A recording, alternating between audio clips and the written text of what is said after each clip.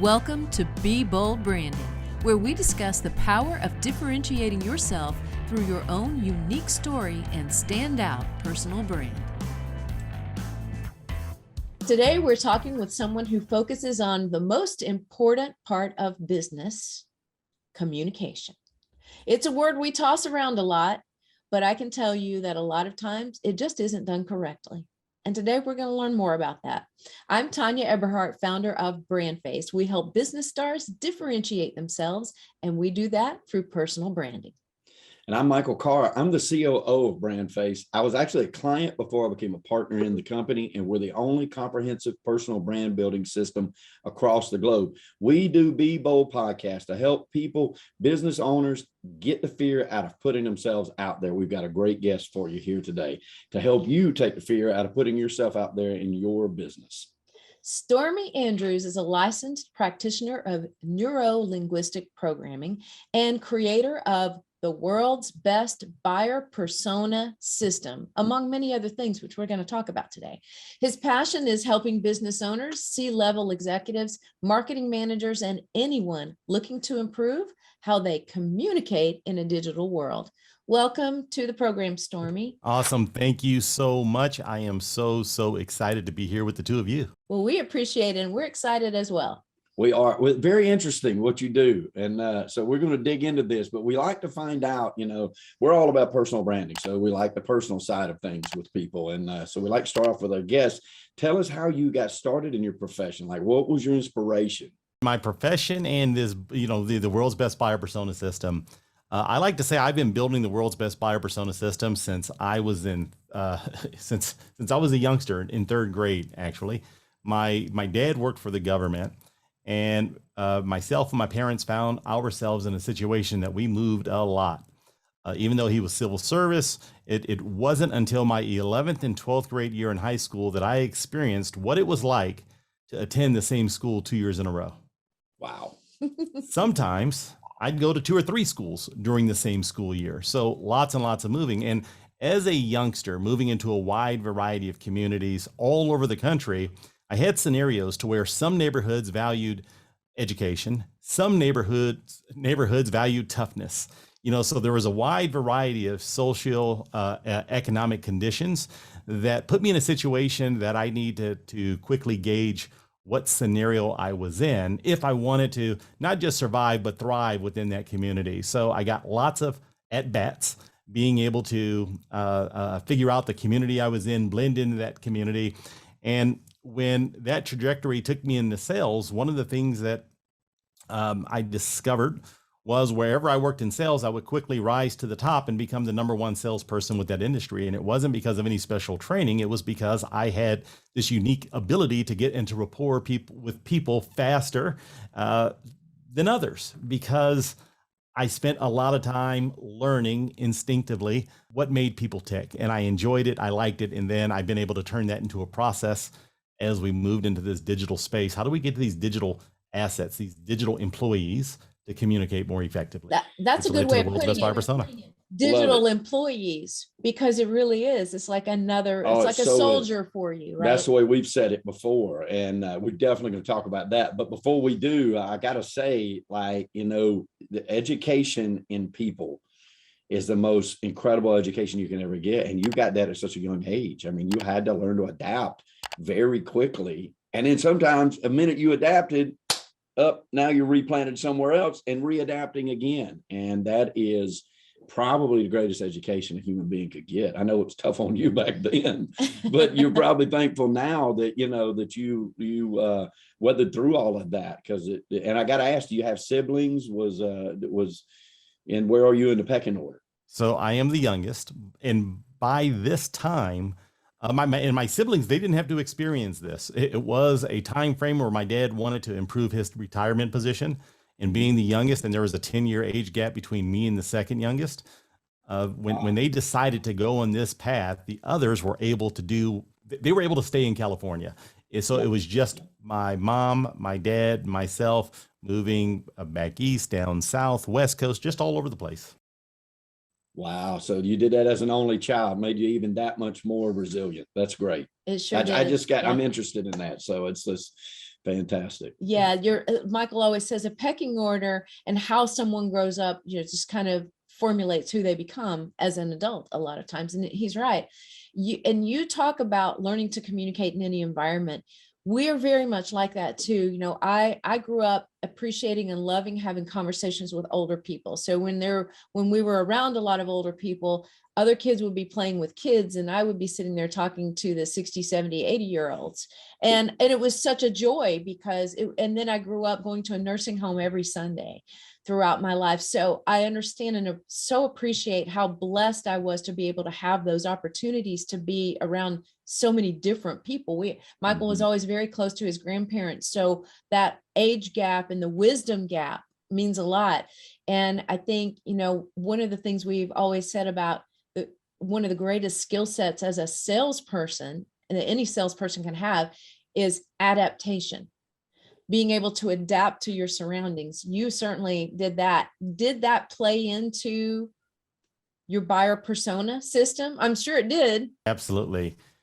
As I mentioned earlier, I went into sales and I had a great sales career. And it wasn't until I discovered the world of NLP, neuro-linguistic programming, that I started to understand the whys. And as I started to understand the whys, I became more enthralled in the topic. And that's when I did the deep dive in the world of NLP. And prior to starting Yoka Local, my digital marketing agency, I had a consultancy of teaching salespeople how to sell better, but based on communication, not based on tricky or fancy sales techniques. It was all about getting them to know, like, and trust you. And the best way you can do that is about it's about getting into rapport, right? You got to give them a reason to want to trust you, and you got to be trustworthy, right? So that was the scenario that was very, very passionate, that I was passionate about. But then as the world started going digital, one of the things that I noticed was these digital assets, for the most part, are pretty lousy communicators. It's typically communicating. There's very little energy and effort spent on figuring out who your ideal prospect is, what you want to say to them, what's important to them, what struggles, what pain points are they experiencing that you get to bring to the table. It's just been this scenario of, let me throw all this stuff about me, put it in this digital sphere, and hopefully something grabs your attention and you would want to reach out to me. And I think of that approach as no different than the person that we've all ran into, right? That person that every time you see them, they want you to get involved with this or get involved, buy this. It's all about them, right? Whatever they have. And we tend to avoid those individuals like the plague.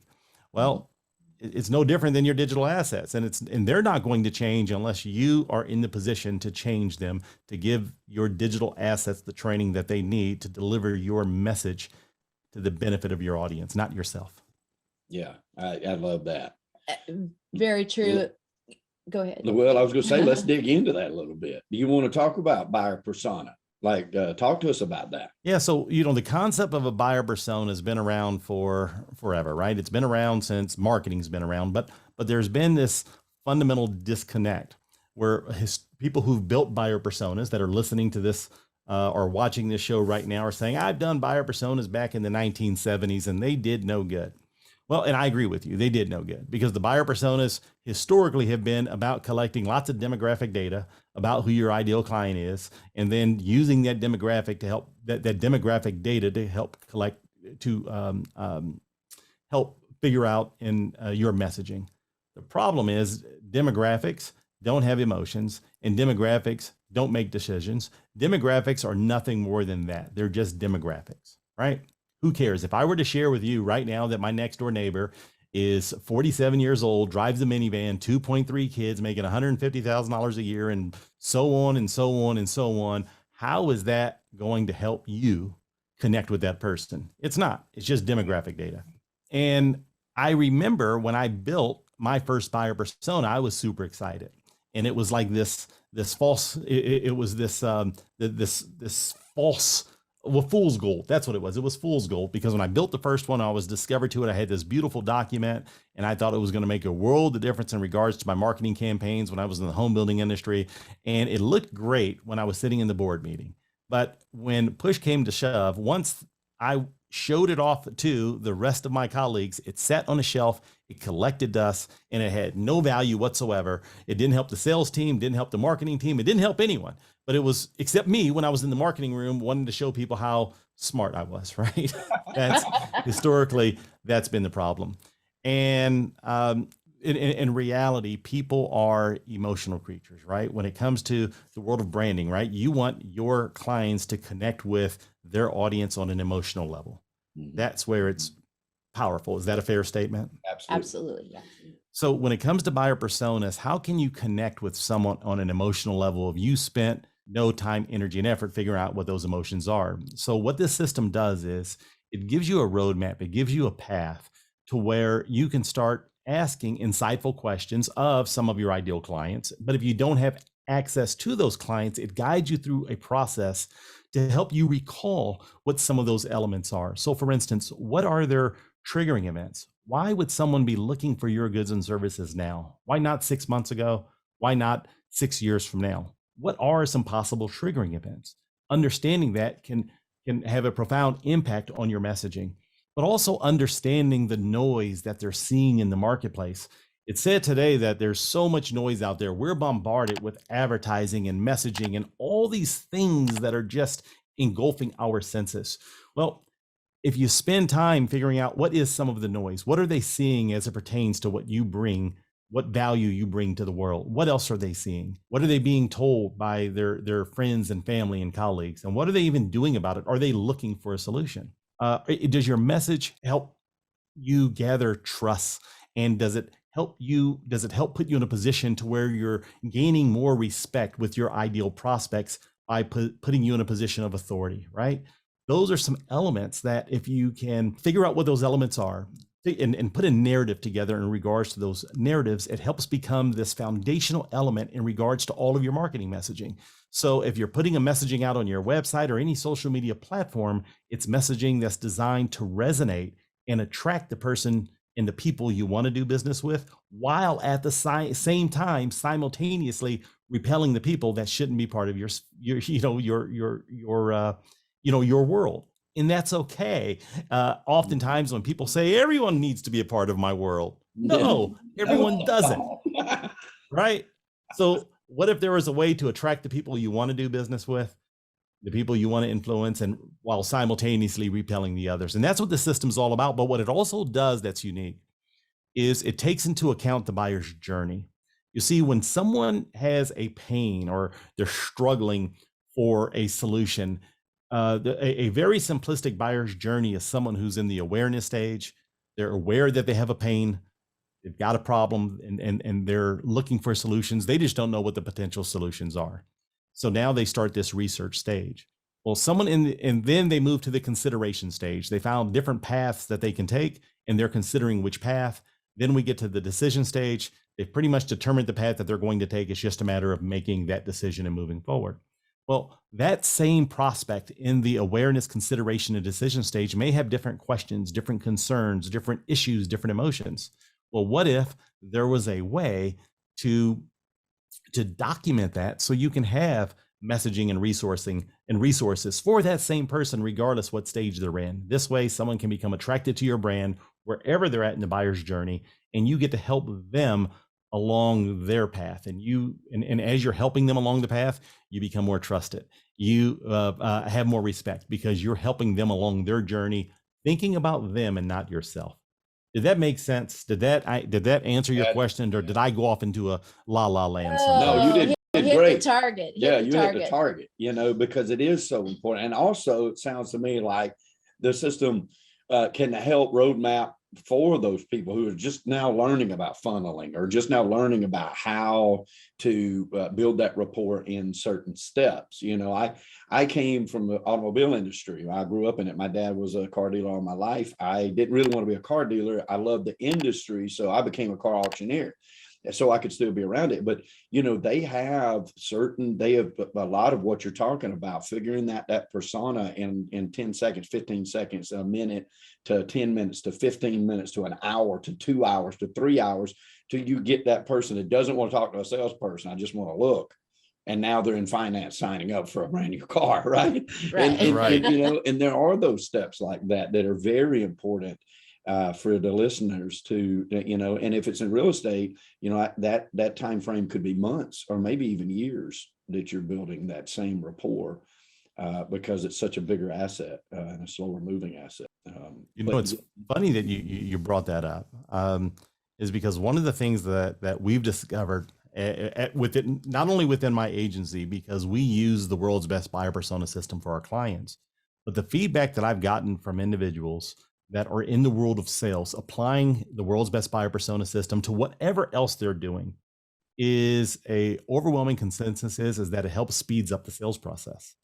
And helps speeds up the sales process because it helps them get into a position of trust and rapport much faster. It helps put them in a position to where their ideal clients, fall into a situation where they feel like they know, they like, and they trust them much faster.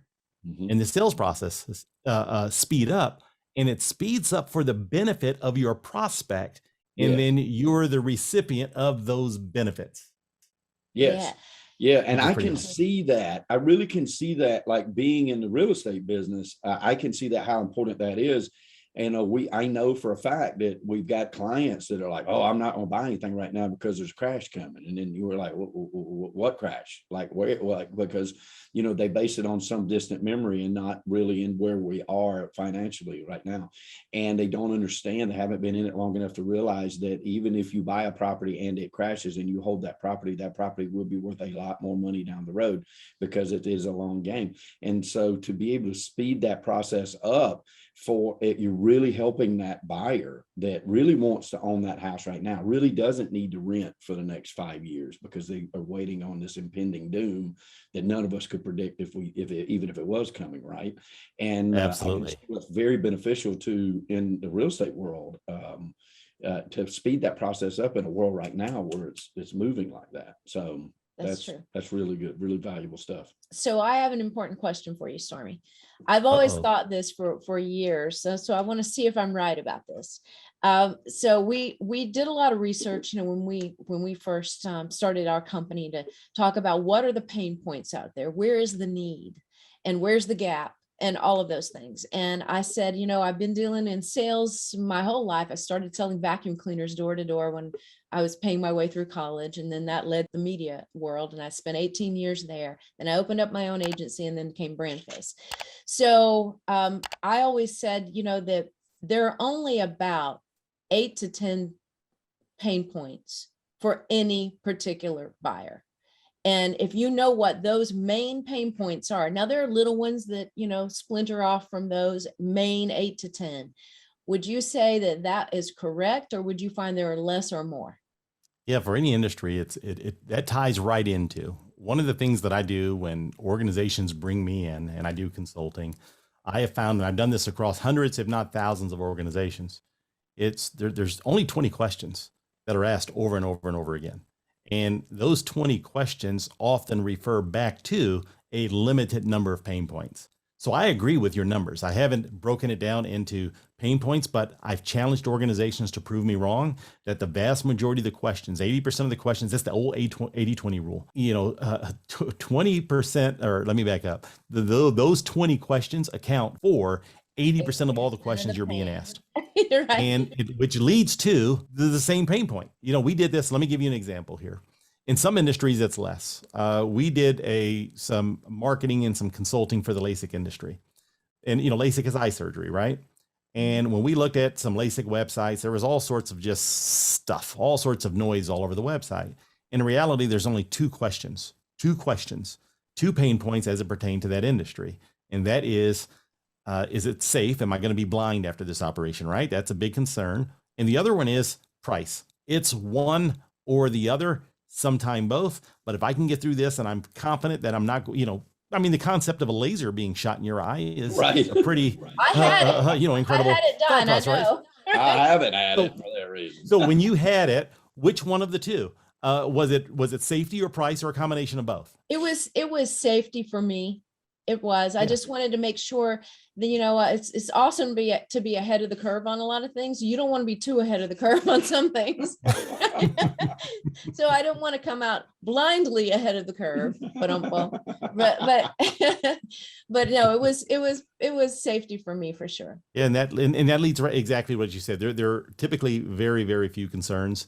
Understanding those, having the ability of answering those, and more importantly, showing that you empathize with the pain. Answering them is one thing, but being able to have empathy is a totally different scenario. And agree. it's difficult to do if you haven't spent the time, energy, and effort documenting those items so you can put a strategy together, as it pertains to what you've documented. So I agree with you. Yeah. Yeah, I just kept running into that over and over again. And it's like, well, that's this pain point and that's this pain point, and we've already covered all of those. But yeah, there are a lot of questions, but they all lead back to the same, the same water, right? It all leads back to the Absolutely. same thing. Yeah. All right, we're gonna spin a little bit here and take in a little different direction, because Okay. you clearly have an incredible brand. We love the name, and clearly you've built that reputation up. So we're going to ask you some questions about that, if that's all right with you. Uh-oh. 5 important questions about your personal brand. All right. Okay. And the first one, what do you think sets Yokel Local apart from all the others that do the same thing you do? It's interesting because there was a shift at Yokel Local when COVID hit. So, so to address that sets us apart. When COVID hit, and I just want to share this story, the obvious component that sets Yokel Local apart is the world's best buyer persona system. We created the system. We have agencies all over the world that are using it, that it's making an incredible difference in the marketing industry. So that's huge, right? That's a good thing to have. But when our agency is located here in Las Vegas, and we had a high concentration of Las Vegas-based businesses when COVID hit.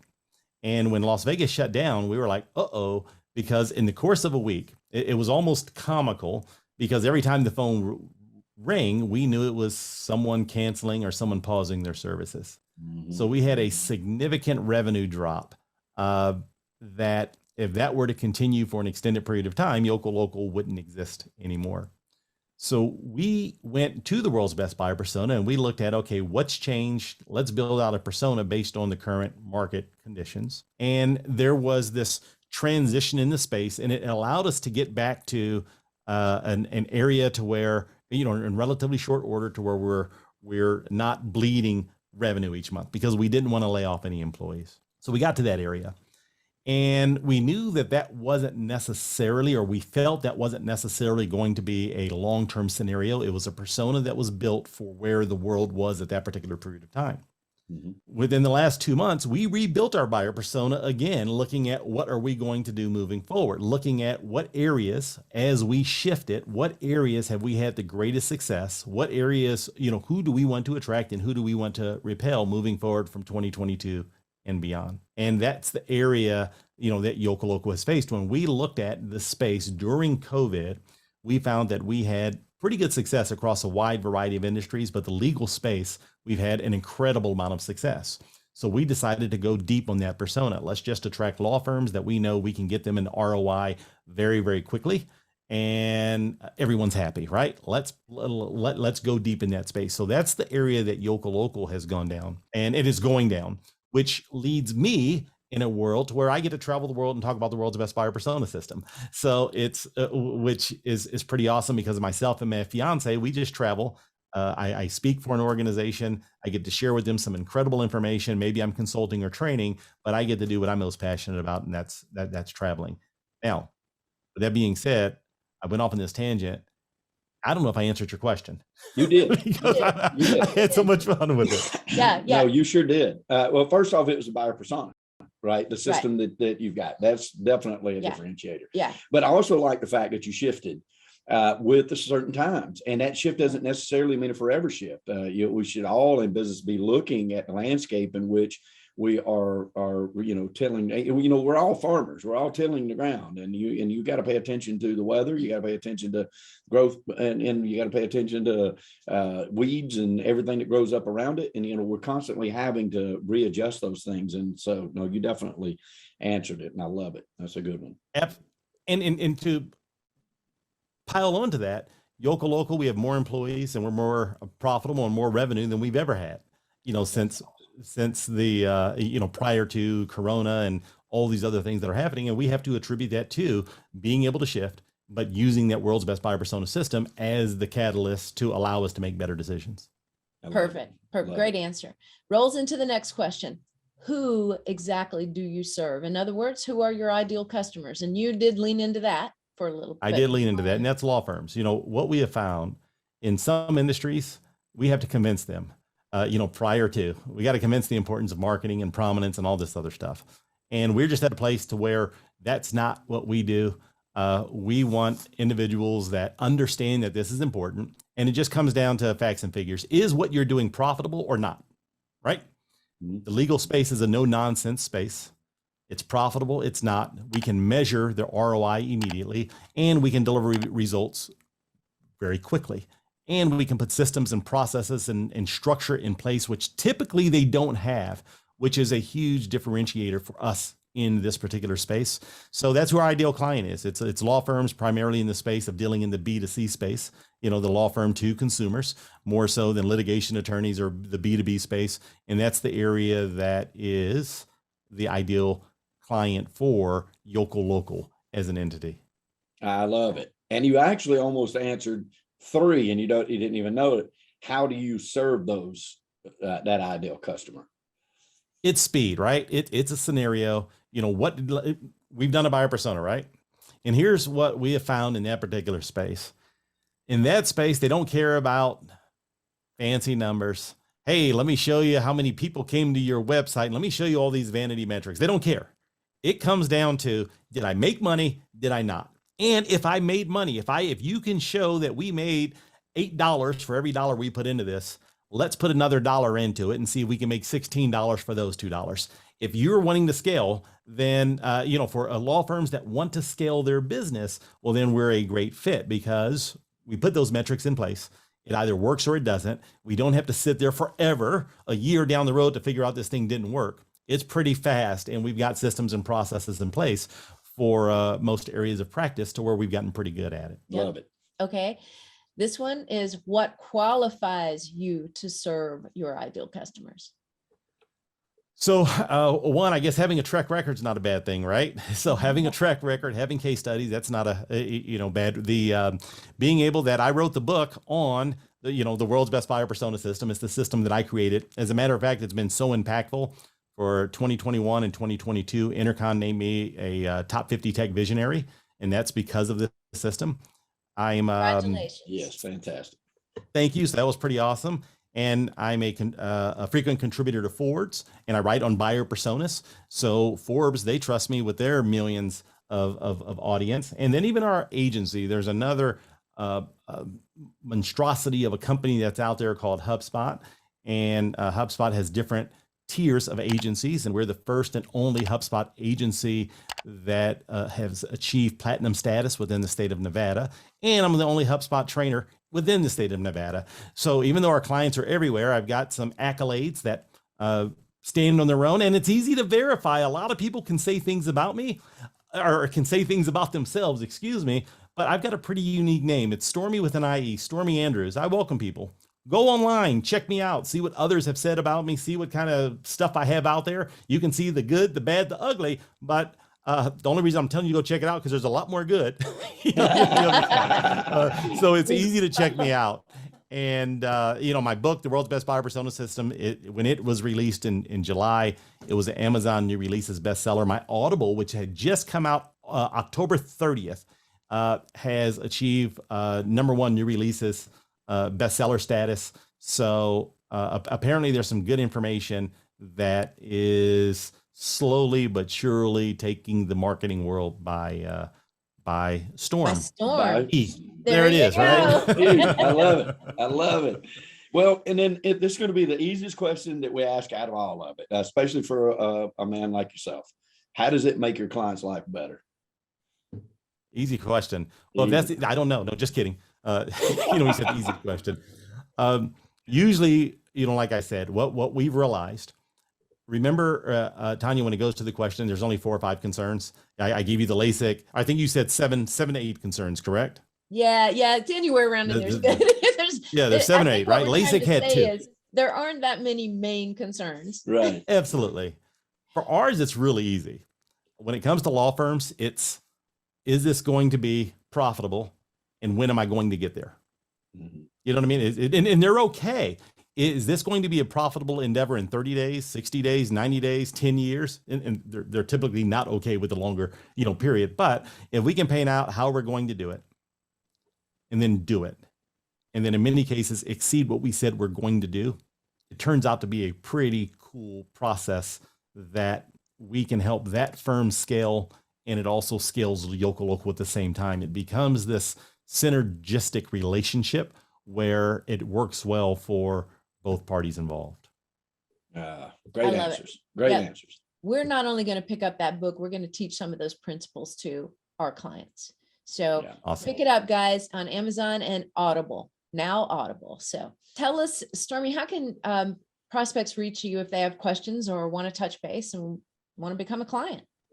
So I've got a super tool for you because maybe you want to know more. One, if you want to get a hold of me, my company is Yoko. I have my own website, Stormie Andrews, but I can give you a million websites, right? But I'm a person that's big into helping organizations outsmart. And that's something I haven't shared with you, but what I've also discovered as it pertains to my persona is when they approach me, the conversation typically goes something like this.